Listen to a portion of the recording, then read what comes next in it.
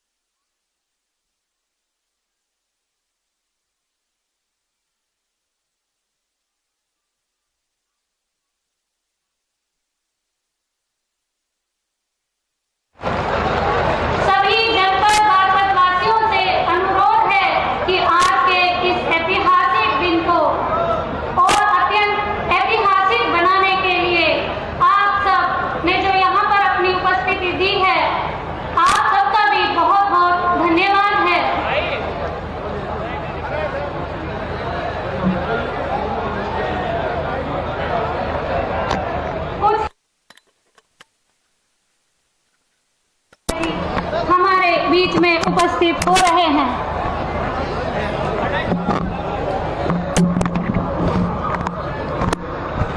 अब हम प्रतिपल राष्ट्र सेवा में तत्पर माननीय मुख्यमंत्री महोदय से समस्त बागपतवासियों की ओर से करबद्ध निवेदन करेंगे कि वो मंच पर आसीन होकर मंच का गौरव बढ़ाते हुए हम सबको कृतार्थ करें।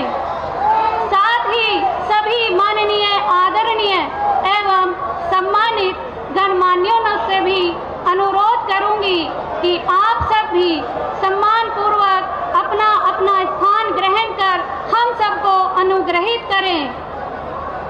हम आप सभी को हृदय से नमन करते हैं, अभिनंदन करते हैं। हमारी भारतीय संस्कृति की अतिथि देवो भव की अनुपम परंपरा हमें विरासत में प्राप्त हुई है। इसी सुंदर एवं पवित्र परंपरा का निर्वहन करने के लिए मैं माननीय राज्य मंत्री भारत सरकार स्वतंत्र प्रभार श्री जयंत चौधरी जी से निवेदन करूंगी कि वे सभी आदरणीय एवं मंचासीन गणमान्यों की तरफ से माननीय मुख्यमंत्री महोदय श्री योगी आदित्यनाथ जी को पौधा एवं सम्मान प्रतीक चिन्ह देकर उनका स्वागत एवं अभिनंदन करें।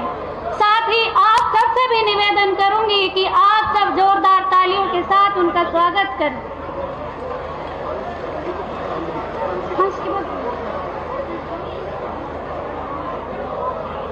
अब मैं माननीय मुख्यमंत्री महोदय से निवेदन करना चाहूंगी कि आप मंच पर स्थित श्री रविदास जी संत पूर्व प्रधानमंत्री स्वर्गीय चौधरी श्री चरण सिंह जी की स्वर्गीय एवं स्वर्गीय चौधरी श्री अजीत सिंह जी के छाया चित्रों पर पुष्प अर्पण करते हुए उन्हें श्रद्धांजलि अर्पित करें।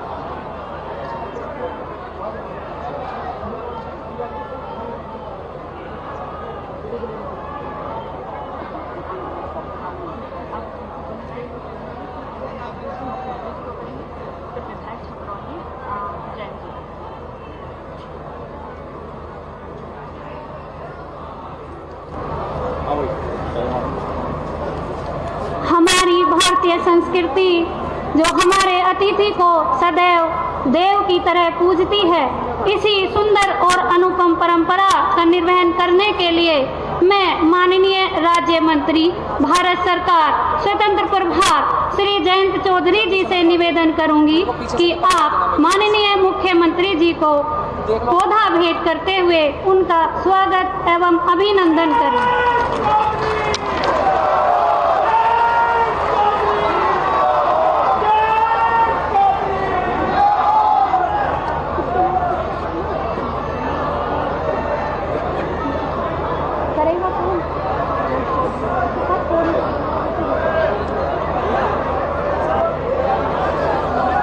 इसी के साथ मैं पुनः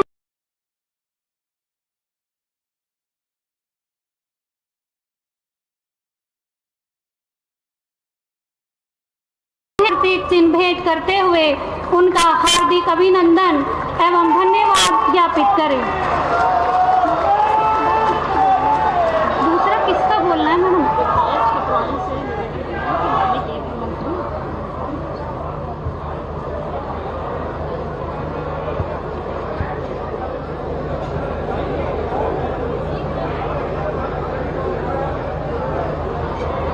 इसी क्रम में माननीय विधायक छपरौली श्री अजय कुमार जी से निवेदन करूंगी कि आप हमारे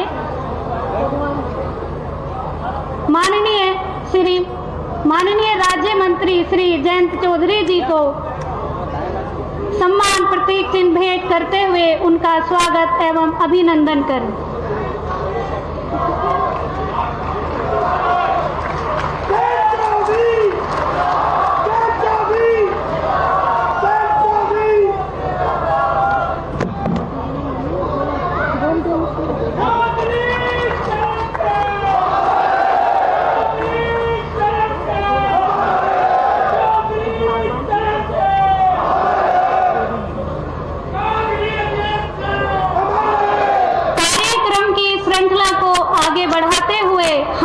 माननीय सांसद श्री राजकुमार सांगवान जी से विनम्र आग्रह करेंगे कि आप आज के इस कार्यक्रम में अपने उद्बोधन से हम सभी को अनुग्रहित करें।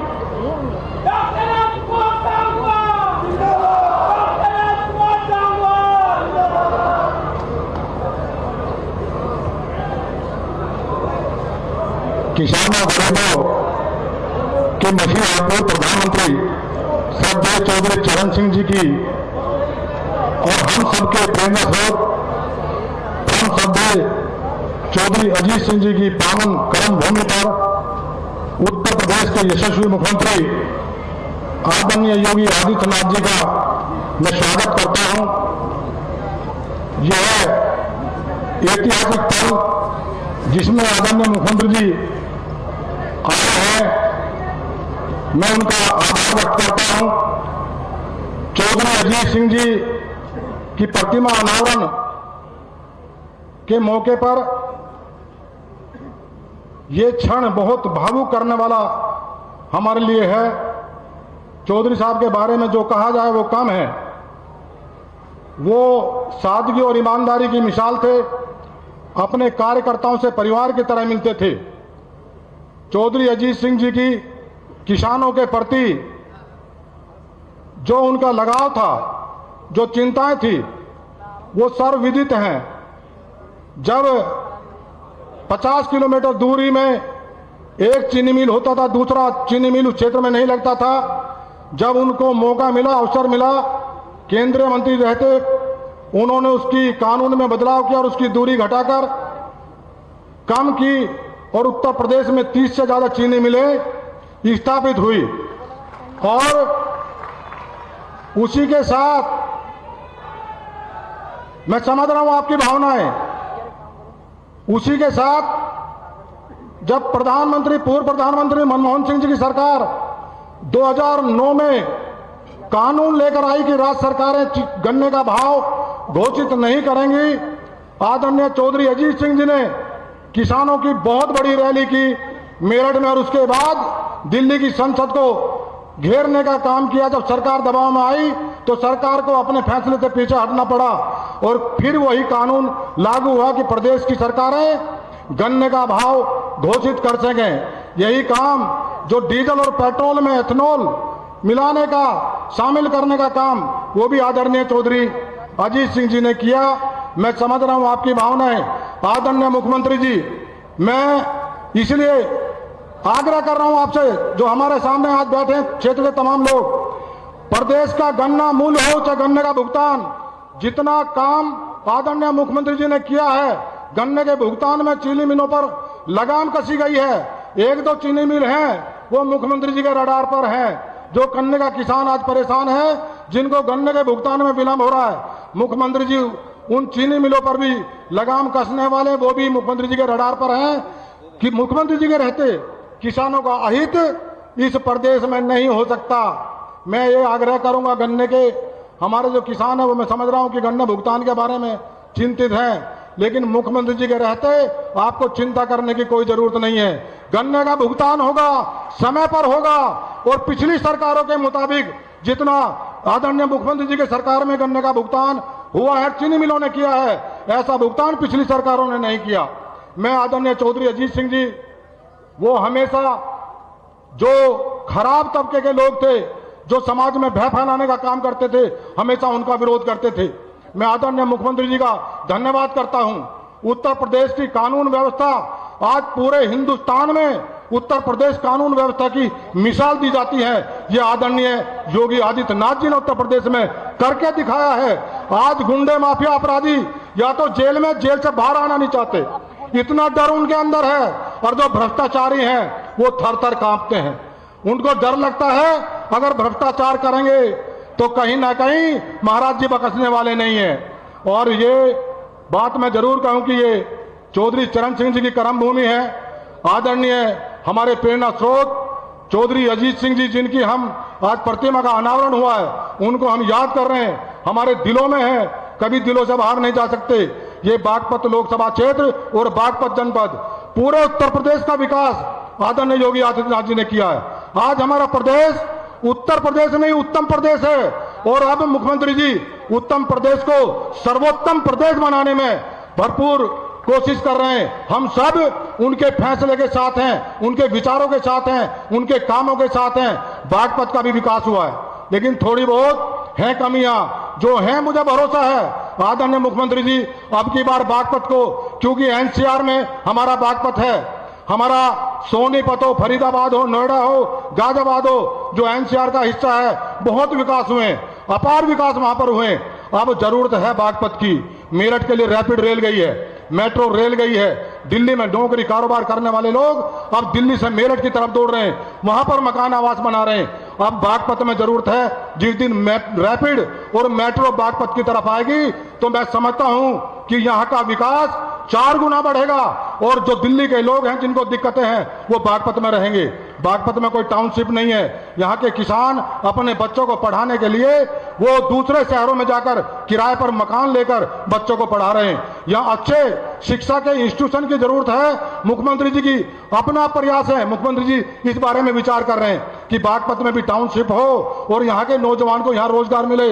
इंडस्ट्रियल हमारी अथॉरिटी यहाँ बागपत में स्थापित हो और जैसा सोनीपत का विकास, फरीदाबाद का विकास, नोएडा का विकास, हमारे बुलंदशहर का, गाजियाबाद का जो जेवर का विकास, आदरणीय मुख्यमंत्री जी के जो जेवर का विकास उनके सानिध्य में हुआ है, अब बागपत आदरणीय मुख्यमंत्री की कृपा अब बागपत पर होने वाली है।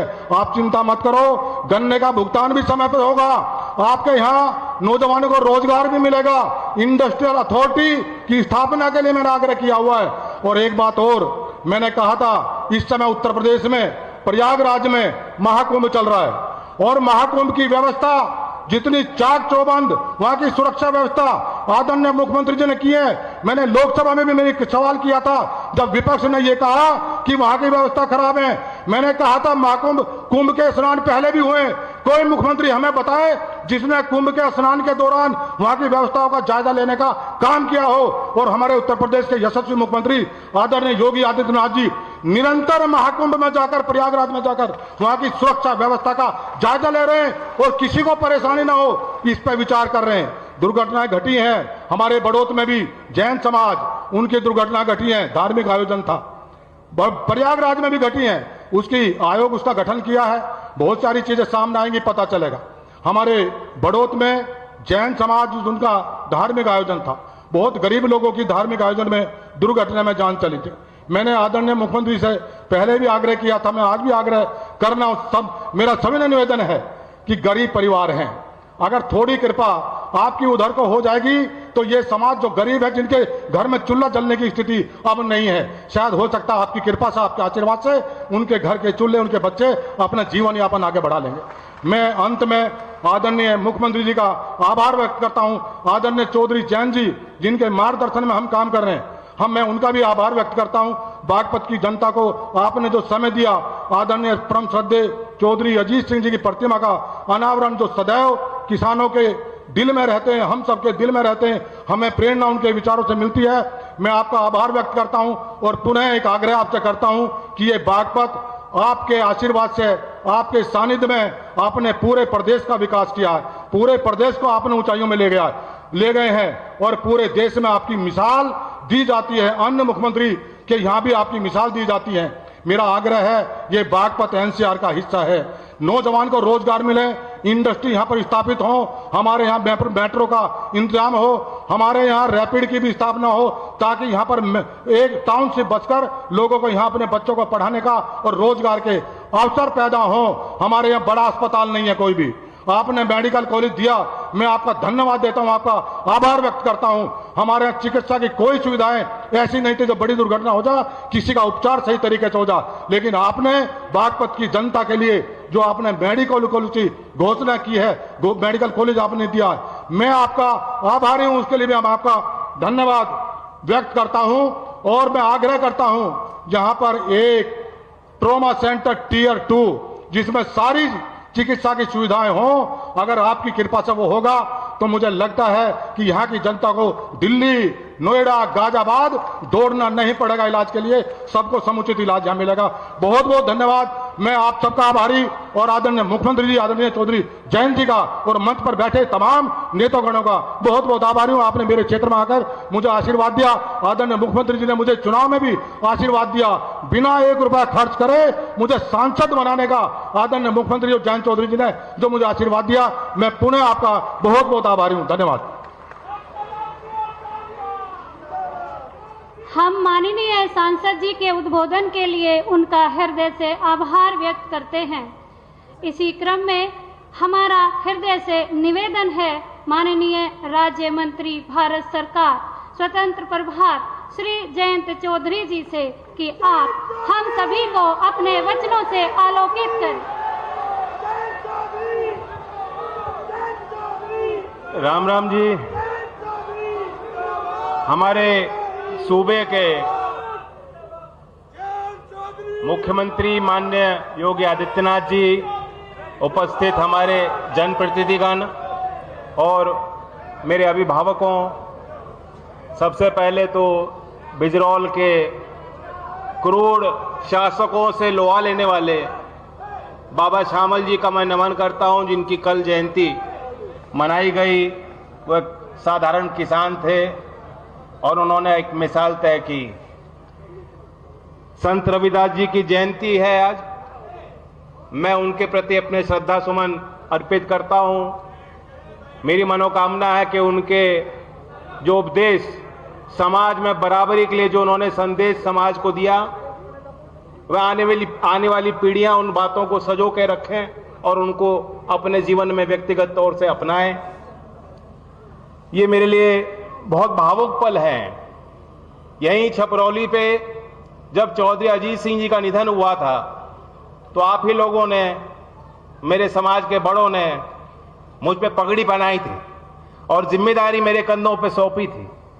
और आज आप सबके आशीर्वाद और प्रयास से चौधरी अजीत सिंह जी की स्मृति में पहला इस प्रकार का अनोखा निर्माण हो पा रहा है।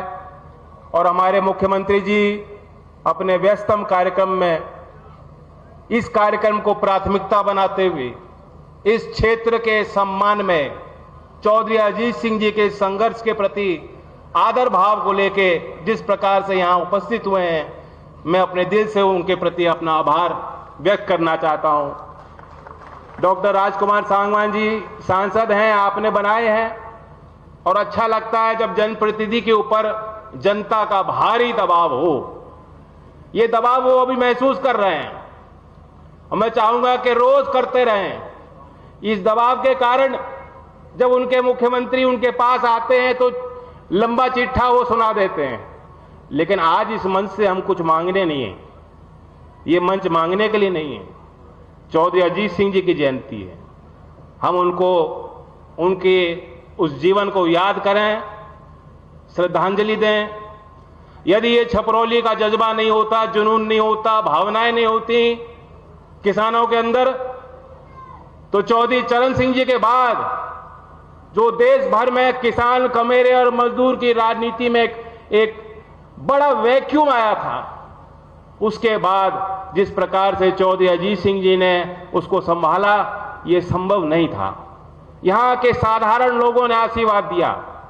यहां के साधारण लोगों ने, जिनके पास अपने घर के परिवार के लिए खर्चा पूरा करने के लिए संसाधन नहीं थे, आप लोगों ने चंदा दे देकर चौधरी अजीत सिंह जी की लंबी राजनीतिक यात्रा का समर्थन किया। कल हमारे प्रधानमंत्री जी फ्रांस में आर्टिफिशियल इंटेलिजेंस पे कह रहे थे कि आर्टिफिशियल इंटेलिजेंस इस सदी में मानव जाति के लिए एक नया कोड लिखने वाला है। मैं मानता हूं उसी तरह चौधरी अजीत सिंह जी IITN खड़गपुर में, फिर अमेरिका में जाके इलिनॉइस इंस्टीट्यूट ऑफ टेक्नोलॉजी से उन्होंने MSc करी, कंप्यूटर साइंटिस्ट बने। जिस समय पूरे दुनिया में मात्र कम ही कंप्यूटर होते होंगे, और उन्होंने देश में आकर, वही चौधरी अजीत सिंह जो 20 साल विदेश में रहे अमेरिका में, लेकिन वो पुत्र थे चौधरी चरण सिंह के। वो इस देश में आए और इस मिट्टी में, इस मिट्टी की बोली, इस मिट्टी के संस्कार, यहां की लड़ाई, आप ही की भाषा में बोलते वे जो है आज हमारे बीच में नहीं है। मैं उनको हर पल याद करता हूं। एक पिता का मूल्यांकन एक पुत्र कभी कर नहीं सकता। मुझे मालूम है, हम लोग तो शिकायत करते थे अपने पिताजी से, बच्चे जैसे शिकायत करते हैं कि आप हमें कम समय दे रहे हैं। आज मैं अपने बच्चों की स्थिति देख के समझता हूं कि वे हमें क्यों कम समय देते थे। क्योंकि उनका मिशन कुछ और था। इसलिए पिता के रूप में जिस तरह से उन्होंने प्यार दिया वो अलग है। जिस प्रकार से उन्होंने समाज की जिम्मेदारियों को अपने ऊपर लिया वह प्रेरणादायक मेरे लिए और नौजवान पीढ़ी के लिए रहेगा। आधुनिक भाषा बोलने वाले, दुनिया की उभरती तस्वीर समझने वाले और गांव की भाषा बोलने वाले, किसान के बीच बैठने वाले, किसान के दुख दर्द को और समस्या को समझने वाले, उस दौर में वो एक अनोखे राजनेता थे। मुझे यहां उनके कार्य को गिनाने की जरूरत नहीं, अनेकों उदाहरण हैं, बल्कि जब मैं आपके बीच आता हूं आप ही मुझे बैठा के कुछ किस्सा उनके बारे में सुनाते हो। मैं ये जानता हूं जो उनके दूसरे जीवन के पहलू थे उस बारे में कुछ व्यक्तिगत आपको बता सकता हूं। मैं उनसे पूछता था कि कंप्यूटर साइंस आपने क्यों चूज किया। आईआईटी खड़गपुर के बारे में बताते थे कि कैंटीन बहुत खराब थी वो बताते थे कि उस समय कंप्यूटर जितना बड़ा एक कमरा होता उतना बड़ा कंप्यूटर होता था। आज ये नौजवान जानते हैं कि छोटी छोटी चिप आ रही हैं। हमारे देश में पूना में सीडैक में दुनिया में 75वें स्थान पे जो जितने सर्वश्रेष्ठ सुपर कंप्यूटर हैं हमारे देश में वो सुपर कंप्यूटर। नई टेक्नोलॉजी में देश आज बहुत बड़ी उपलब्धियां हासिल कर रहा है, लेकिन वो जमाना अलग था। चौधरी अजीत सिंह का काम मालूम क्या था? जब वो कंप्यूटर साइंटिस्ट थे उनका काम था वो एक पर्ची डलती थी मशीन में, उसमें छेद होते थे, उस कोड के हिसाब से जो है कंप्यूटर कंप्यूटिंग करता था। वो आईबीएम में कार्यरत थे और आईबीएम में उनकी जिम्मेदारी थी एज कंप्यूटर साइंटिस्ट उस कोड को देखना, परखना, पहचानना। अगर कोड में कमी होती थी तो वो विशेषज्ञ तौर पे बुलाए जाते थे, भेजे जाते थे कि कोड में देखो कहां सुधार करना है। लाइन बाय लाइन देख के वो चिन्हित करते थे, यहां गड़बड़ी है उसमें, फिर ठीक करते थे। तो कंप्यूटर का कोड सुधारने वाले अमेरिका में यहां आए और समाज में कैसे सुधार हो सकता है, कैसे व्यापक स्तर पर परिवर्तन हो सकते हैं, वो कार्य उन्होंने अपने ऊपर लिया। इसलिए जैसे प्रधानमंत्री जी कहते हैं कि एआई ने अब समाज के लिए कोड लिखना है, ग्रामीण समाज के लिए एक कोड लिखने वाले चौधरी अजीत सिंह जी थे। आज भी क्योंकि ये बहुत बड़ा पैदावार गन्ने का होता है, लोग उदाहरण देते हैं। यहां जो क्रय शक्ति है लोगों के अंदर, जो लड़ने का सामर्थ्य है, वो उस कारण से है कि यहां जो उद्योग लग गए। आगे भी बहुत आवश्यकता होंगी और यहाँ के किसान मेहनती बहुत हैं। इन किसानों के लिए हम सबको मिलकर और काम करने की जरूरत है। मैं तो समझता हूं कि योगी जी क्योंकि अध्यात्म को समझने वाले और विचार करने वाले एक व्यक्ति, और वे इस बात को जानते हैं कि किसान जो अन्न पैदा करता है वो भी अन्नदाता भगवान का ही रूप होता है। इसलिए मैं मानता हूं कि किसान के किसी विषय पे जब कोई भी मसौदा मुख्यमंत्री जी के स्तर पे पहुंचता है तो उनकी कलम अपने आप चल पड़ती है, वो रुक नहीं सकती। और इसलिए मुझे विश्वास है सरकार पहले ही बेहतर काम कर रही है, लेकिन कुछ लोग हैं विपक्ष का अपना काम, वो अपना काम निभाते हैं, लेकिन उनके अंदर एक नकारात्मक सी भावना बैठ गई है। आपको भी धीमे धीमे समझ में आ रहा है, मुझे तो समझ में आ ही लिया था, तभी मैं अलग हो गया था। कल अखिलेश जी बोल रहे थे संसद में, वो ये चाहते हैं कि कोई उनको 144 साल गिनाए तब वो मानेंगे कि महाकुंभ हो रहा है। संत रविदास जी ने कहा था कि जो मन में पवित्र भावना रखेगा तब पुण्य कमाएगा। जब मन है चंगा तो कटौती में गंगा। ये कहावत भी संत रविदास जी के एक बहुचर्चित एक घटना पे आधारित है कि बहुत लोग गंगा स्नान पे जा रहे थे और संत रविदास जी के चाहने वालों ने कहा कि हम भी, आप भी क्यों ना डुबकी लगाएं। उन्होंने कहा कि अब मेरा मन वहां नहीं रहेगा, मेरा मन यहां है, मुझे पुण्य नहीं मिल सकता। तो मन साफ रहना चाहिए और जो आप कार्य कर रहे हैं दिल साफ करके, पूरा दिल लगा के कार्य कीजिए। आज विपक्ष के नेता दिखावे की 1000 डुबकी लगा लें, लेकिन जब कोई इस तरह का बयान देता है, ये बात साफ दर्शाई जाती है कि उनका मन, उनका हृदय साफ नहीं है। जब प्रधानमंत्री जी कहते हैं कि हमें देश को विकसित बनाना है, गुलामी के दिन भूल जाइए, आज नए संभावनाओं का भारत बन रहा है। जितने विपक्ष के नेता हैं, मैं तो देखता हूं संसद में ताली नहीं बजाई जाती, चेहरे पे मुस्कुराहट नहीं आती। और यहां जितने लोग हैं जिन्होंने गुर्बत देखी है, गरीबी खुद महसूस की है, संघर्ष का जीवन बिताया है और आज भी संघर्ष करते हैं, जब इन्हें कोई कहता है कि आज नहीं तो कल, अभी हमारा विकासशील देश है लेकिन दुनिया के अव्वल देशों में हमारे देश की गिनती होगी और विकसित भारत बनेगा, तो सबके चेहरे पे अपने आप मुस्कुराहट आती है। ये राष्ट्र के प्रति भावना होनी चाहिए। आज प्रतिपक्ष के नेता, उनके बोल हैं, आपने गौर किया हो क्या कहते हैं? हमारी लड़ाई, हमारे दल की लड़ाई सत्ता हासिल करने के लिए नहीं है, हमें तो स्टेट के खिलाफ लड़ना है। यानी कांग्रेस पार्टी के नेता ये कह रहे हैं कि हमें सत्ता हासिल करने की हमारी लड़ाई नहीं है, हमें तो शायद करना पड़े तो राष्ट्र के खिलाफ लड़ना, ये उनके बोल। तो इन नकारात्मक बातों से हमें दूर रहना है और लोगों को बचा के रखना है। आज यूपी तेजी से प्रगति कर रहा है। मैं कल का ही एक वाकया आपको बताना चाहता हूं। बहुत चीजें तो दिखाई देती हैं, सरकारी घोषणा होती है, आज बड़े पैमाने पर यहां से लोकार्पण होने जा रहा है। यह भी चौधरी अजीत सिंह जी का सम्मान और आपका सम्मान है कि क्षेत्र धरती पे आके मुख्यमंत्री पूरे प्रदेश की योजनाओं पे मुहर लगा रहे हैं। बहुत चीजें पर्दे के पीछे होती हैं।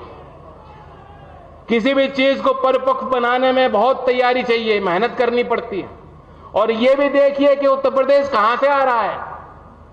2020-21 में ये देश में डेटा सेंटर की पॉलिसी बनी। इसके पहले डेटा सेंटर क्या होता है शायद यूपी के किसी नेता को मालूम ही नहीं था, किसी अधिकारी ने कोई तैयारी नहीं की थी। और उस नीति के तहत हमने ये लक्ष्य रखा है कि 30,000 करोड़ रुपए का निवेश उत्तर प्रदेश की धरती पे होगा, डेटा सेंटर स्थापित होंगे।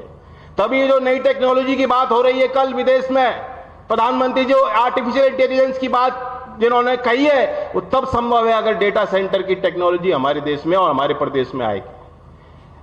उसी तरह सेमीकंडक्टर की पॉलिसी 2024 में पूरे देश में जितने राज्यों के शुरुआत की, उत्तर प्रदेश ने सबसे पहले शुरुआत करते हुए सेमीकंडक्टर की पॉलिसी तैयार की और कैबिनेट ने 30,700 करोड़ की परियोजनाओं पे मोहर लगा दी कि ये निवेश होने वाला है।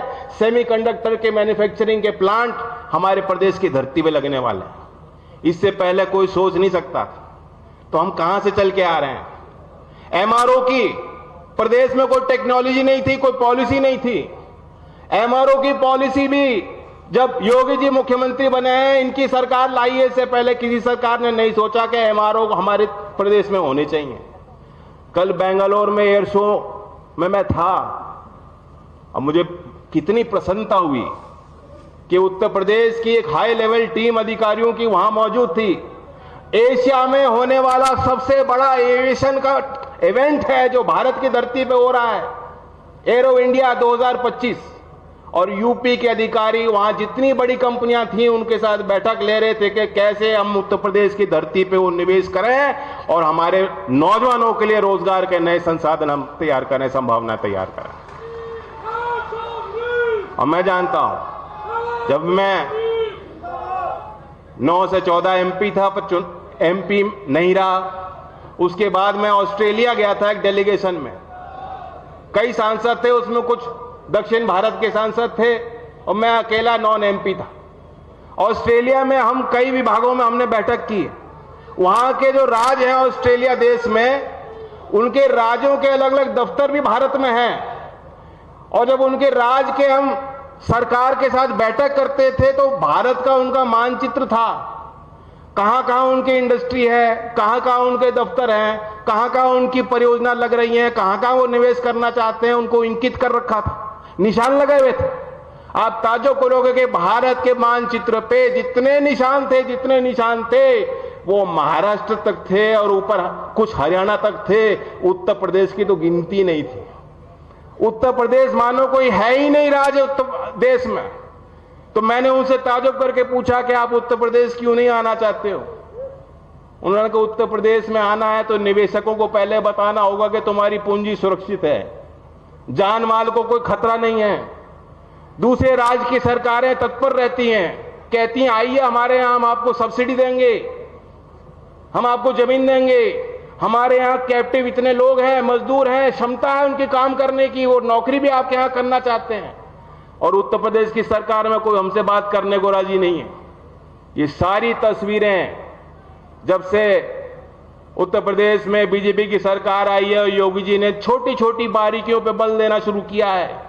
इन्वेस्ट यूपी की कल टीम बेंगलोर में थी, मैं बैठक में उनके साथ मौजूद था और मैंने देखा किस तरीके से जुनून के साथ वो कोशिश कर रहे थे कि यूपी की हमें कायाकल्प करनी है। ऐसे अधिकारी को मैंने आज तक नहीं देखा कार्य करते हुए।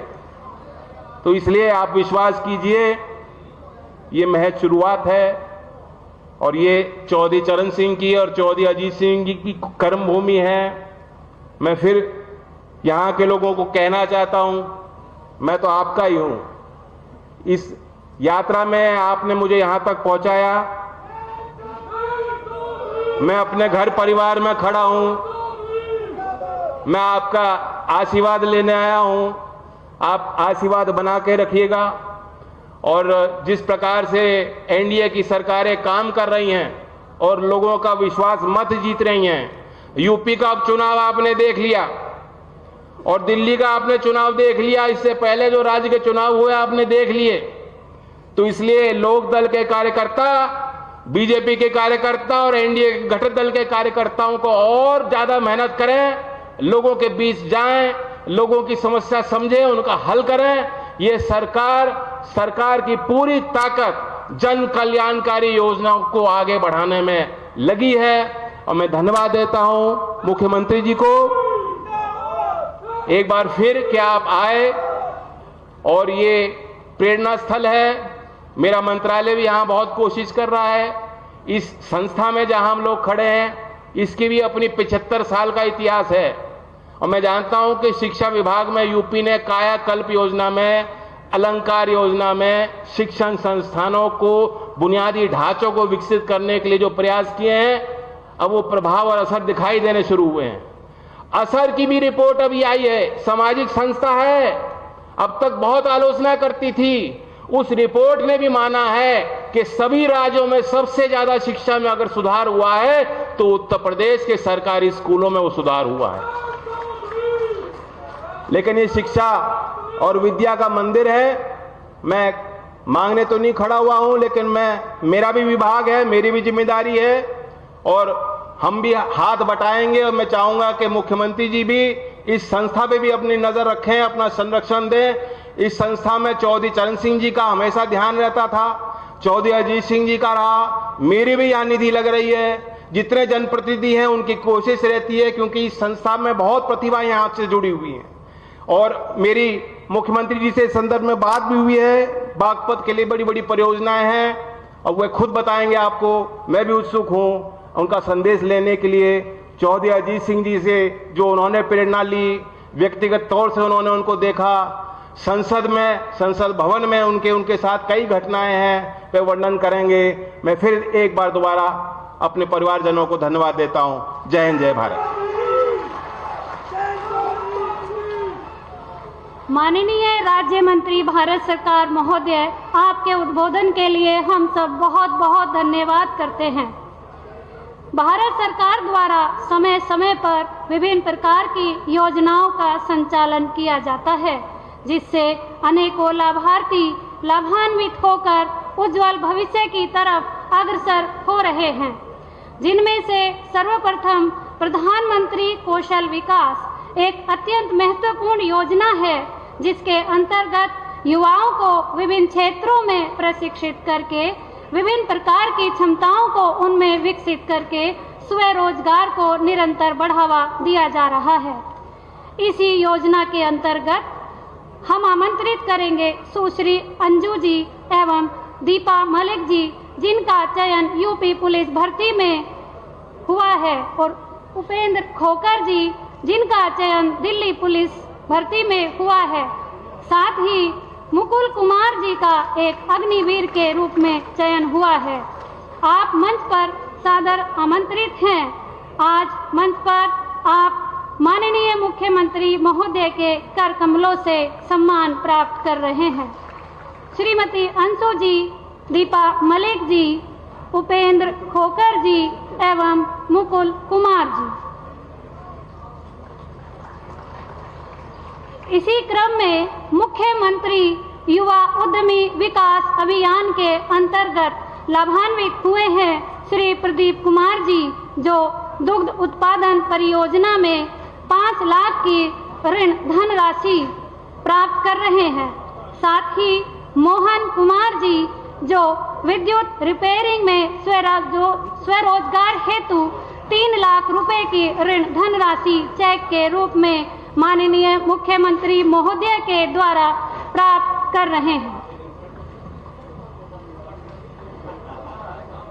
भारत सरकार द्वारा फसल अवशेषों के इन C2 प्रबंधन योजना के अंतर्गत कृषि में मशीनीकरण को बढ़ावा देने हेतु श्रीमती कांति देवी एवं श्रीमती रोहतास देवी को 60 HP ट्रैक्टर की चाबी आज माननीय मुख्यमंत्री महोदय द्वारा प्रदान की जा रही है।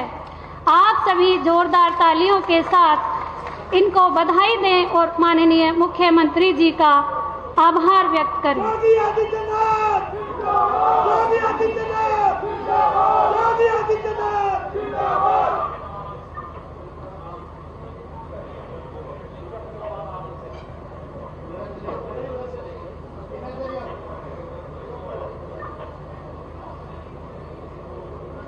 इसी क्रम में आगे बढ़ते हुए प्रधानमंत्री आवास योजना ग्रामीण एवं शहरी के माध्यम से कमजोर परिवारों को आधुनिक आवास प्रदान किए जा रहे हैं, जिसके लिए आज श्रीमती हनीफा जी को ग्रामीण एवं श्रीमती सुधा जी को प्रधानमंत्री आवास योजना शहरी के अंतर्गत माननीय मुख्यमंत्री महोदय के द्वारा उनके घर की चाबी प्रदान की जा रही है।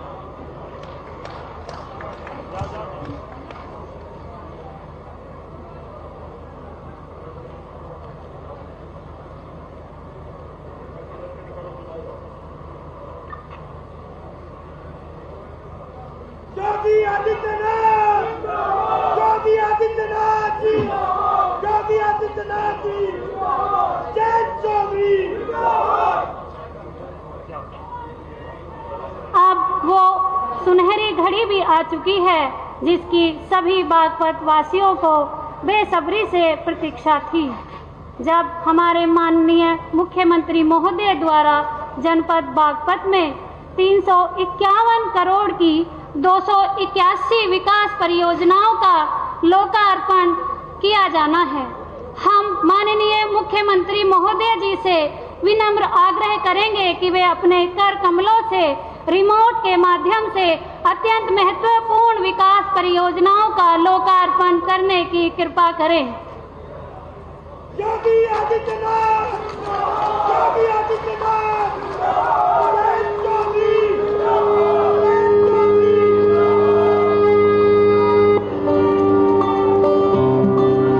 अब हम परम यशस्वी, कर्म योगी, कुशल नेतृत्व क्षमता के धनी, राजनीति के लौह स्तंभ एवं निरंतर राष्ट्र सेवा के लिए तत्पर माननीय मुख्यमंत्री उत्तर प्रदेश श्री योगी आदित्यनाथ जी से विनम्रता के साथ करबद्ध होकर अनुरोध करते हैं कि आप इस कार्यक्रम में उपस्थित सभी गणमान्य सज्जनों को अपने बहुमूल्य आशीर्वाद द्वारा मार्ग प्रशस्त करने का कष्ट करें। जोरदार तालियों की गड़गड़ाहट के साथ हम अपने माननीय मुख्यमंत्री जी का स्वागत करेंगे।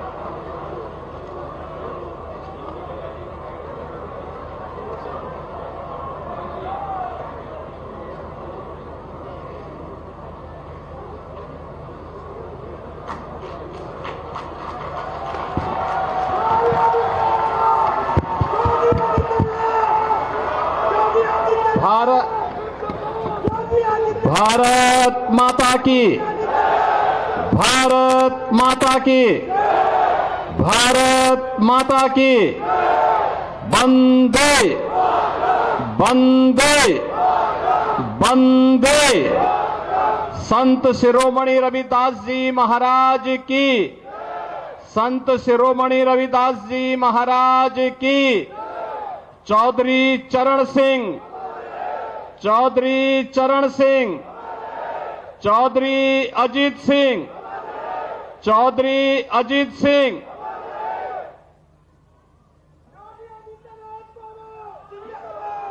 आज के इस कार्यक्रम में मंच पर उपस्थित केंद्र सरकार में कौशल विकास एवं उद्यमिता मंत्रालय के माननीय मंत्री चौधरी जयंत सिंह जी, उत्तर प्रदेश सरकार में मंत्रिमंडल के मेरे वरिष्ठ सहयोगी श्री अनिल कुमार जी, प्रभारी मंत्री बागपत श्री जसवंत सिंह सैनी जी, प्रदेश सरकार के राज्य मंत्री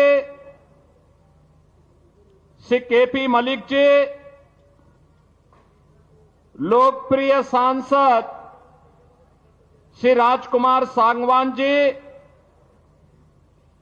माननीय सांसद बिजनौर श्री चंदन सिंह चौहान जी,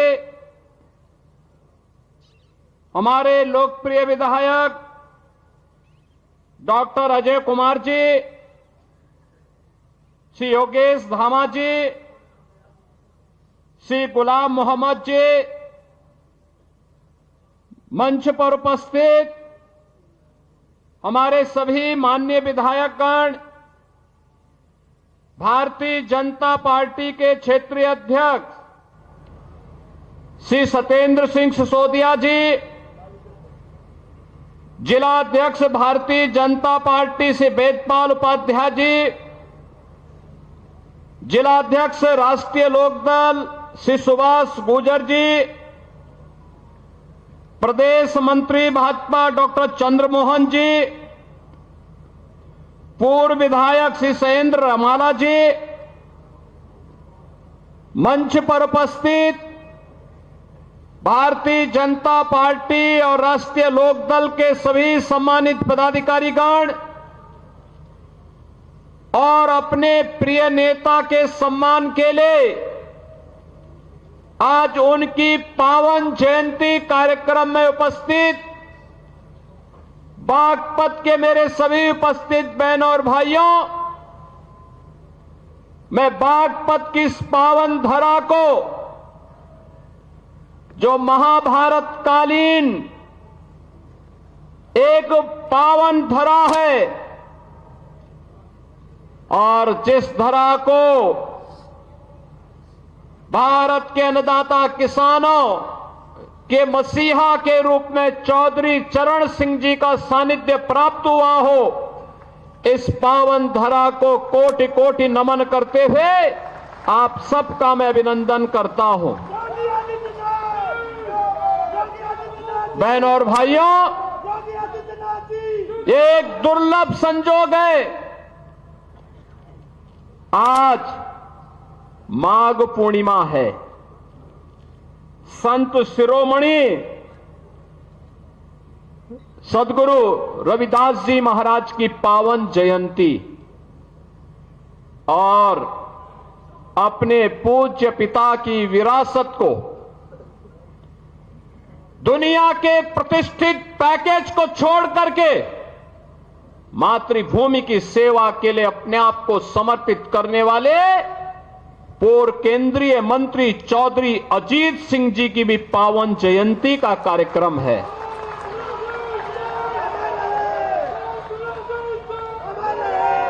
उनकी पावन जयंती के अवसर पर आज हमें यहां पर चौधरी साहब की इस पावन भव्य प्रतिमा के लोकार्पण का अवसर प्राप्त हुआ। मैं इस अवसर पर उनकी स्मृतियों को नमन करते हुए प्रदेश सरकार और उत्तर प्रदेश वासियों की ओर से उन्हें विनम्र श्रद्धांजलि अर्पित करता हूं। बहनों और भाइयों, चौधरी अजीत सिंह जी, उनकी प्रारंभिक शिक्षा इस पश्चिमी उत्तर प्रदेश में होती है। वे कालविन तालुकदार कॉलेज लखनऊ में जाकर के उन्होंने सीनियर सेकेंडरी तक की शिक्षा अर्जित की। लखनऊ विश्वविद्यालय में उन्होंने बीएससी किया। अपने समय के प्रतिष्ठित आईआईटी खड़गपुर से उन्होंने बीटेक की डिग्री ली और उसके बाद एमएससी के लिए उन्होंने दुनिया के प्रतिष्ठित संस्थान यूएस के एक प्रतिष्ठित संस्थान में जाकर के शिकागो से उन्होंने एमएस की कंप्यूटर साइंस में डिग्री लेने के बाद वहीं पर उन्होंने प्रतिष्ठित कंप्यूटर कंपनी आईबीएम में कंप्यूटर साइंटिस्ट के रूप में सेवा प्रदान की। 2 दशक तक वहां कार्य करने के बाद उन्हें लगा कि नहीं, ये पैसा, ये प्रतिष्ठा अगर मैं देश की सेवा करके करूं, अपने अन्नदाता किसानों की सेवा करते हुए देश को आगे बढ़ाने में करूं तो और अच्छा होगा। और भारत वापस आने के बाद कुछ समय तक उन्होंने सेवा के कार्यक्रम को बिना किसी दलीय प्रतिबद्धता के साथ आगे बढ़ाया और 1986 से सक्रिय राजनीति में रह करके उन्होंने इस पूरे क्षेत्र को, प्रदेश को, देश को एक नेतृत्व देने की दिशा में आगे बढ़े। आज चौधरी अजीत सिंह जी हमारे बीच नहीं है, लेकिन उनकी स्मृतियां हैं, उनके द्वारा किए गए कार्य हैं, उनका अनुभव है, उनके द्वारा जो मार्गदर्शन दिया गया, उस कालखंड से जुड़े हुए लोग हमारे सामने मौजूद हैं। उस समय के युवाओं को उनको जो नेतृत्व उन्होंने दिया था, वे आज जीवन के अलग अलग क्षेत्र में कार्य कर रहे हैं। उन सभी कार्यक्रमों को आगे बढ़ाते हुए आज केंद्र और राज्य सरकार चौधरी चरण सिंह जी की, चौधरी अजीत सिंह जी के इन कार्यक्रमों को आगे बढ़ाने का कार्य कर रही है। यही डबल इंजन सरकार की एक ताकत है और उस ताकत को आगे बढ़ाते हुए मुझे प्रसन्नता की अनुभूति हो रही है। बहनों और भाइयों, आज मैंने यहां पर देखा है बहुत भव्य प्रतिमा चौधरी अजीत सिंह जी की यहां पर लगी है और सचमुच पहली प्रतिमा, मुझे बताया गया पहली प्रतिमा यहां पर लगाई गई है। सचमुच प्रतिमा इस बात को दिखाती है, चौधरी अजीत सिंह जी में एक तेवर था, एक किसान का तेवर था। वे एक टेक्नोक्रेट थे, वे एक साइंटिस्ट थे और कंप्यूटर साइंस के बारे में जब देश में ना के बराबर लोग जानकारी लेते थे, तब उन्होंने दुनिया की प्रतिष्ठित कंपनी के माध्यम से डिग्री लेकर के कंपनी के माध्यम से इस फील्ड में प्रवेश किया था। देश के जब इन्हें चुने गिने लोग कंप्यूटर साइंस के बारे में जानकारी लेते थे, उस समय उन्होंने डिग्री लेकर के दुनिया में इस कार्यक्रम को आगे बढ़ाया। लेकिन जब देश को आवश्यकता पड़ी उनकी सेवाओं की, उस पैकेज को ठोकर मार करके वापस अपने देश में आए और फिर देश की सेवा करते हुए उन्होंने पूरा जीवन अन्नदाता किसानों के लिए, युवाओं के लिए, भारत के विकास के लिए, जीवन के भारत सरकार के अलग अलग मंत्रालयों को नेतृत्व देते हुए उन्होंने इस कार्यक्रम को आगे बढ़ाया। आज वे हमारे बीच नहीं है, लेकिन उनकी स्मृतियां हमारे बीच में हैं, उनका मार्गदर्शन हमारे बीच में है, उनके द्वारा किए गए कार्य हमारे बीच में हैं। उससे प्रेरणा लेकर के आगे बढ़ने की आवश्यकता है। बागपत तो उनके हृदय में बसता था, लगातार यहां के विकास के लिए चिंतित रहते थे। आज जो विकास हम पश्चिमी उत्तर प्रदेश में करा पा रहे हैं, ये चौधरी चरण सिंह जी को उनके द्वारा प्रदेश के अंदर मुख्यमंत्री के रूप में, केंद्रीय मंत्री के रूप में उनका जो मार्गदर्शन उस कालखंड में प्राप्त हुआ, उनके संदर्भों को लेकर के ही हम आगे बढ़ पाते हैं। और आज मुझे बताते हुए प्रसन्नता है, बहनों और भाइयों, आज जब हम यहां पर उपस्थित हैं, मुझे बताते हुए प्रसन्नता है कि आज यहां पर जब हम एकत्र हुए हैं तो यहां पर आज 350 करोड़ रुपए से अधिक की परियोजनाओं का लोकार्पण भी हम लोग बागपत जनपद के लिए कर रहे हैं। मैं इसके लिए यहां के माननीय सांसद जी को, माननीय विधायकों को, माननीय जयंत जी को, सभी अन्य माननीयों को हृदय से बधाई देता हूं। आप सभी को अपनी शुभकामना देता हूं।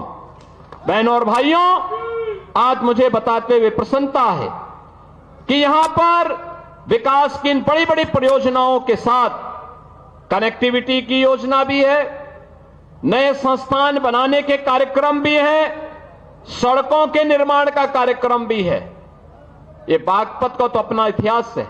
याद करिए, 5000 साल पहले जब दुनिया में अंधकार था, दुनिया को किसी प्रकार की कोई जानकारी नहीं थी, तब 5000 साल पहले पांडवों ने जो 5 गांव मांगे थे, उनमें से बागपत एक गांव था, बागपत एक था। किसका इतिहास है? 5000 साल पहले का। दुनिया के अंदर कोई कितना भी विकसित देश क्यों न हो, कोई अपने 500 साल का बताएगा, कोई 700 साल का बताएगा, कोई 1400 साल का बताएगा, कोई 1500 साल का बताएगा, कोई 2000 साल का बताएगा। इससे ज्यादा कोई नहीं बता सकता। और बागपतवासी आप तो बोल सकते हैं कि भगवान कृष्ण ने पांडवों के लिए जिन 5 गांवों को मांगा था, उनमें से बागपत एक था। अगर हमारे इतिहास को देखना हो तो बागपत में भी आकर के आप देख लें। लेकिन बहनों और भाइयों, एक तरफ आप सभी अपनी मेहनत से, हमारा अन्नदाता किसान अपनी मेहनत से, अपने खून और पसीने की कमाई से विकास में योगदान दे रहा है। प्रधानमंत्री मोदी जी के विजन को प्रभावी ढंग से आगे बढ़ाने का काम कर रहा है।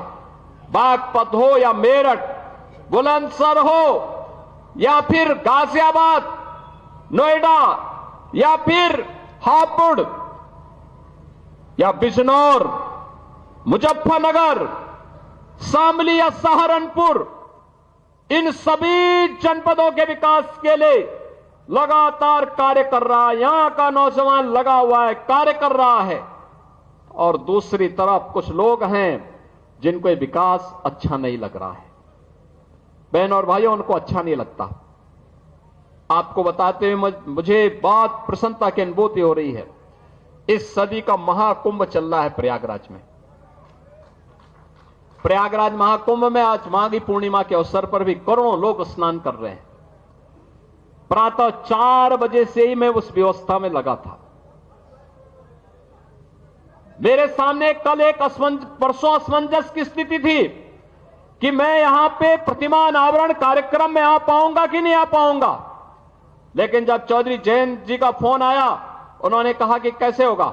मैंने कहा आप चिंता मत करिए, मैं दोपहर के बाद, चूंकि प्रयागराज में तब तक काफी बड़ी संख्या में लोग स्नान कर चुके होंगे, और फिर मैं वहां पर कार्यक्रम में भाग लूंगा, जरूर भाग लूंगा। और बहनों और भाइयों, में आया हूं। आप देखिए, ये नया उत्तर प्रदेश है, ये नया उत्तर प्रदेश है।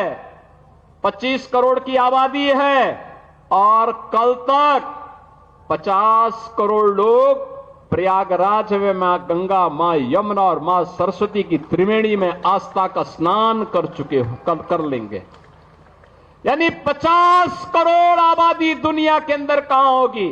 उत्तर प्रदेश वासियों, आप दुनिया को बता सकते हैं कि आइए, आपको आस्था का स्नान करना हो, हमारे प्रयागराज में आइए। 50 करोड़ लोग महाकुंभ में स्नान किए हैं।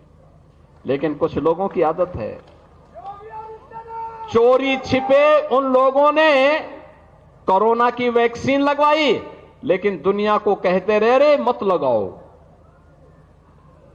ऐसे ही चोरी छिपे, वो तो आज के दिन पे बहुत कोई छुप नहीं सकता। चोरी छिपे चुपचाप संगम में डुबकी लगा करके आ गए, लेकिन जनता जब पुण्य का भागीदार बनने के लिए, स्नान करने के लिए जा रही है, कह रहे मत जाओ मत जाओ, लेकिन जनता कहां मानने वाली है। जनता तो उनकी असलियत जान चुकी है और इसे करोड़ों की संख्या में श्रद्धालु जाकर के आज भी और 26 फरवरी तक रेला इसी प्रकार से आगे बढ़ता रहेगा, कोई संदेह नहीं। लेकिन एक बात समझ में नहीं आता है, जब इनको अवसर मिला था तब इन्होंने कुछ नहीं कहा। याद करिए बागपत के नौजवानों, पुलिस की भर्ती निकलती थी, बागपत का नौजवान पुलिस की भर्ती होने से वंचित हो जाता था, लेकिन अब आपकी भर्ती हो रही है। याद करिए अभी 60,200 पुलिस के नए भर्ती की प्रक्रिया चल रही है, फिजिकल टेस्ट हो रहा है। अगले 1.5 महीने के अंदर, 1.5 से 2 महीने के अंदर इनकी ट्रेनिंग का कार्यक्रम आगे बढ़ेगा और इस साल के अंत तक यूपी पुलिस को 60,200 नए पुलिस कार्मिक मिलेंगे, बिना भेदभाव के। बागपत का नौजवान भी होगा, मुजफ्फरनगर का भी होगा, बुलंदशहर का भी होगा, गाजियाबाद का भी, हापुड़ का भी, बिजनौर का भी, शामली का भी, सहारनपुर का भी, हर एक जनपद का नौजवान होगा। उत्तर प्रदेश की ताकत का एहसास कराएगा और उत्तर प्रदेश का नौजवान ही नहीं होगा, उत्तर प्रदेश की बेटियां भी होंगी, क्योंकि उनके लिए तो 20% जगह हमने अनिवार्य रूप से कर दिया है कि बेटी भी इसमें अनिवार्य रूप से भर्ती होगी। बहनों और भाइयों, इन नौजवानों के बल पर ही हम उत्तर प्रदेश की कानून व्यवस्था को देश की सबसे बेहतरीन कानून व्यवस्था बना रहे हैं। बेटी भी सुरक्षित है, व्यापारी भी सुरक्षित है, हर व्यक्ति अपने आप को सुरक्षित महसूस करता है। यहां निवेश आ रहा है, नए नए निवेश के माध्यम से हम आगे कार्यक्रम आगे बढ़ा रहे हैं। और मैंने तो अभी जयंत जी को बताया है, मैंने कहा हम लोग दिल्ली बागपत देहरादून एक्सप्रेसवे में बागपत के पास एक इंडस्ट्रियल कॉरिडोर का निर्माण का कार्यक्रम कराना चाहते हैं। यहां इंडस्ट्री लगे, इस कार्यक्रम को हम आगे बढ़ाना चाहते हैं। बस उसमें आप लोगों का आशीर्वाद और सहयोग प्राप्त होगा तो हमारे स्तर पर कहीं कोई संदेह नहीं, उस कार्यक्रम के लिए हम लोग पैसे की व्यवस्था भी कर चुके हैं। बहनों और भाइयों, ये कार्यक्रम इसी रूप में आगे बढ़ेंगे। बागपत में मेडिकल कॉलेज के निर्माण की कार्रवाई को तेजी के साथ आगे बढ़ाने का आदेश दिया जा चुका है। मेडिकल कॉलेज बागपत में भी होगा। यहां पे इंटर कॉलेजेस की मांग, सड़कों के निर्माण की मांग, या अन्य जो भी अन्य कार्यक्रमों को आगे बढ़ाने की मांग यहां के हमारे जनप्रतिनिधियों के माध्यम से हमारे पास आती है।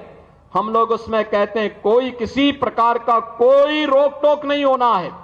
और बहनों और भाइयों, आज उन्हीं कार्यक्रमों को लेकर के हम लोग यहां पर आए हैं, जिसमें लोक निर्माण विभाग की भी सड़कें हैं, जिसमें 138 परियोजनाएं हैं। राजकीय इंटर कॉलेज सिंगावली अहिर का भी आज यहां पे लोकार्पण हुआ है। राजकीय कन्या इंटर कॉलेज बिलोचपुरा, इसका भी आज लोकार्पण का कार्यक्रम हुआ है। और बागपत में एक नए बस स्टेशन का लोकार्पण का कार्यक्रम होने के साथ ही आईटीआई प्रहलादपुर यमुना नदी के बाएं किनारे स्थित जागोस में बाढ़ सुरक्षा के कार्य हैं।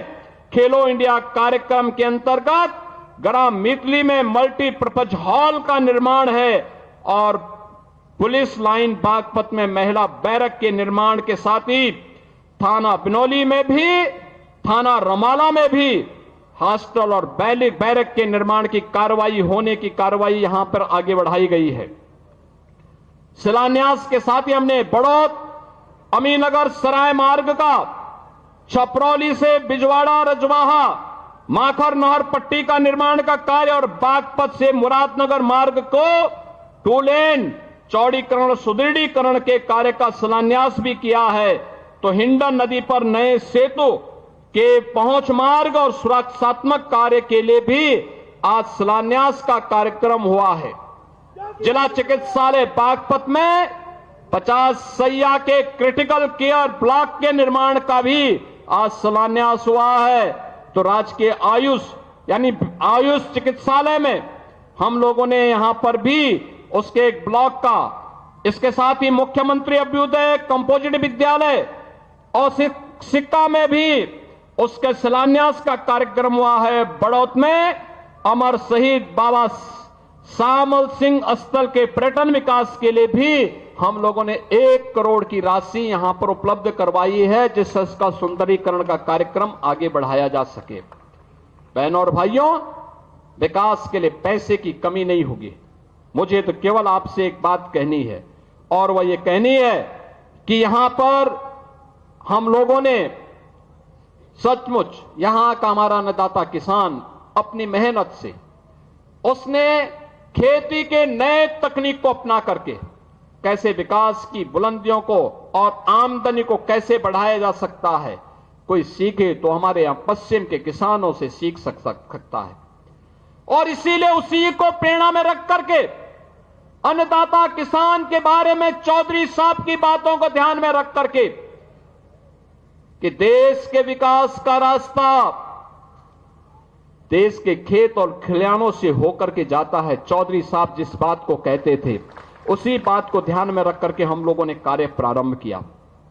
मुझे बताते हुए प्रसन्नता है कि यहां पर अब तक रमाला चीनी मिल के पुनरुद्धार के साथ ही हम लोगों ने से 5000 टीडीसी की पहले ही हम कर चुके हैं, और साथ साथ 27 मेगावाट का कोजन प्लांट भी, जिसमें विद्युत संयंत्र उससे लगा करके उसके माध्यम से ऊर्जा उत्पादन के केंद्र के रूप में भी उसे विकसित करने का काम किया गया है। और मुझे बताते हुए प्रसन्नता है बहनों और भाइयों, एक आंकड़ा जरूर आप लोग नोट करना। पिछले 8 वर्ष में, अभी 8 वर्ष में 25 मार्च को होंगे, लेकिन मैं आपको बताना चाहता हूं अभी तक हम लोगों ने 2017 से अब तक 2,72,600 करोड़ रुपए अन्नदाता किसान को केवल गन्ना मूल्य का भुगतान अन्नदाता किसान के खाते में सीधे किया है, यानी 2,72,600 करोड़ रुपए। और मुझे बताते हुए प्रसन्नता है कि 2023-24 का 99.51% का गन्ना मूल्य का भुगतान हम लोग कर चुके हैं। और इसके साथ ही मुझे बताते हुए भी कि 1995 से लेकर 2017 तक 22 वर्ष में जितना गन्ना मूल्य का भुगतान विपक्षी दलों की सरकारों में हुआ है, चाहे वह समाजवादी पार्टी की सरकार रही हो या बहुजन समाज पार्टी की सरकार, उससे 22 वर्ष में जितना इन्होंने गन्ना मूल्य का भुगतान किया है, हम लोगों ने मात्र 8 वर्ष में, 8 वर्ष से कम समय में उससे ज्यादा लगभग 60,000 अधिक गन्ना मूल्य का भुगतान अब तक हम किसानों को कर चुके हैं। यानी उनका 22 वर्ष, हमारे 8 वर्ष उस पर हावी हैं। इसका मतलब अन्नदाता किसान के लिए अच्छी दिशा में सरकार ने कार्य प्रारंभ किया है और सरकार इस कार्यक्रम को आगे बढ़ाने का कार्य कर रही है। मैं आज के इस अवसर पर आप सभी को इस बात के लिए आश्वस्त करता हूं कि अन्नदाता किसान हो, नौजवान हो, एक एक पाई अन्नदाता किसान के खाते में जाएगी। अन्यथा चीनी मिल को हम लोग सरकारी अधिग्रहण लेकर के उस पे हम उसको सरकार के माध्यम से चलाने का काम करेंगे। और कोई भी व्यक्ति हर किसान हर चीनी मिल को अच्छे ढंग से चलाएंगे। हमने पिछले आपने इस बात को देखा होगा कि ये वह सरकार है जिस सरकार ने 3 नई चीनी मिलें लगाई हैं। 8 चीनी मिलों का विस्तारीकरण किया है और साथ साथ 120 चीनी मिलों में से 105 चीनी मिलें ऐसी हैं जो 10 दिन के अंदर, एक सप्ताह से 10 दिन के अंदर गन्ना मूल्य का भुगतान कर रही हैं। 15 चीनी मिलें जो गन्ना मूल्य के भुगतान में थोड़ा लेट हैं, उनको भी समयबद्ध तरीके से गन्ना मूल्य भुगतान के लिए प्रेरित किया जा रहा है। बहनों और भाइयों, मैं अन्नदाता किसानों से भी और नौजवानों को भी इस बात के लिए आश्वस्त करता हूं, अब अन्नदाता किसान की जेब पर कोई डकैती नहीं डाल सकता। अब नौजवान की नौकरी पर कोई डकैती नहीं डाल सकता। अब यहां पश्चिमी उत्तर प्रदेश की सुरक्षा पर, बेटी और व्यापारी की सुरक्षा पर कोई सेंध नहीं लगा सकता है। अगर कोई लगाएगा तो उसका खामियाजा भी भुगतने के लिए उसको तैयार होना होगा। और इसी के लिए आज सरकार आपको आश्वस्त करने के लिए आई है। आज के इस अवसर पर मैं आप सबको एक बार फिर से माघ पूर्णिमा की हृदय से बधाई देता हूं। आज संत रविदास जी की पावन जयंती पर सरकार ने इसीलिए अवकाश घोषित किया था कि लोग पावन नदियों में, सरोवरों में स्नान कर सकें, उसका आनंद भी ले सकें, संत शिरोमणि के प्रति अपनी श्रद्धा को व्यक्त भी कर सकें। और इसके साथ ही सरकार ने यह भी तय किया है कि हम लोग इन महापुरुषों से जुड़े हुए सभी कार्यक्रमों को आगे बढ़ाने का कार्यक्रम करेंगे। मैं एक बार फिर से अन्नदाता किसानों के प्रति पूरा जीवन समर्पित करने वाले चौधरी अजीत सिंह जी की इस पावन जयंती के अवसर पर उनकी प्रतिमा अनावरण कार्यक्रम में उनके प्रति एक बार फिर से विनम्र श्रद्धांजलि अर्पित करते हुए अपनी वाणी को विराम देता हूं। मेरे साथ बोलेंगे, भारत माता की, भारत माता की, भारत माता की, वंदे वंदे वंदे। जनपद बागपत की धरती माननीय मुख्यमंत्री महोदय के आशीर्वचनों से आज कृतार्थ हुई है। इसके लिए हम